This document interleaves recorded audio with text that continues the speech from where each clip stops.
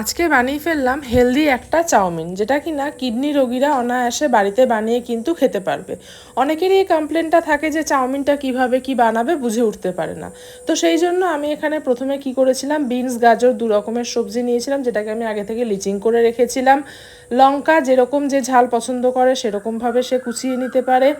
আর কর্নগুলোকেও আমি এখানে বয়েল করে রেখে দিয়েছিলাম। পেঁয়াজটাও যে যেরকমটা পছন্দ করে সেরকম মতন কিন্তু কুচিয়ে নিতে পারে। তারপরে চাউমিনটাকে বয়েল করে নিয়ে সেটা ঠান্ডা জলে এরকম রেখে দিয়েছিলাম, যাতে একটার সাথে একটা লেগে না যায়। একটু তেল দিয়ে নিয়েছিলাম বয়েল করার সময়।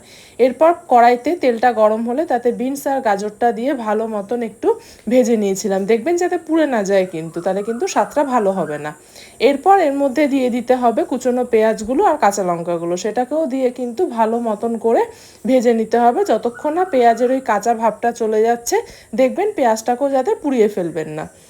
এরপর আমি এখানে বয়েল করা কর্নগুলোকে দিয়ে দিয়েছিলাম, সেটাকে দিয়ে কিন্তু ভালো করে মিক্স করে নিয়েছিলাম। এটাকে দিয়ে বেশি ভাজার দরকার নেই, যেহেতু কর্নগুলো বয়েল করা ছিল। এরপর আমি একটা বাটিতে ডিমের সাদাটাকে আলাদা করে রেখে দিয়েছিলাম। দুটো ডিমের সাদা আমি এখানে ব্যবহার করেছি, কুসুমগুলোকে আগে থেকেই কিন্তু আমি আলাদা করে রেখে দিয়েছিলাম।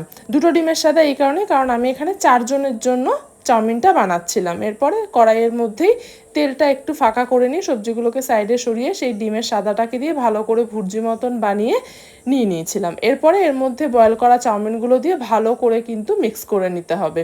তারপরে এর মধ্যে দিয়ে দিতে হবে একটু সামান্য ভিনিগার, একটু লবণ স্বাদ মতন, আর গোলমরিচের গুঁড়ো দিয়ে ভালো করে সেটাকে মিক্স করে নিলেই কিন্তু রেডি হয়ে যাবে কিডনি ফ্রেন্ডলিভাবে একটা চাউমিন।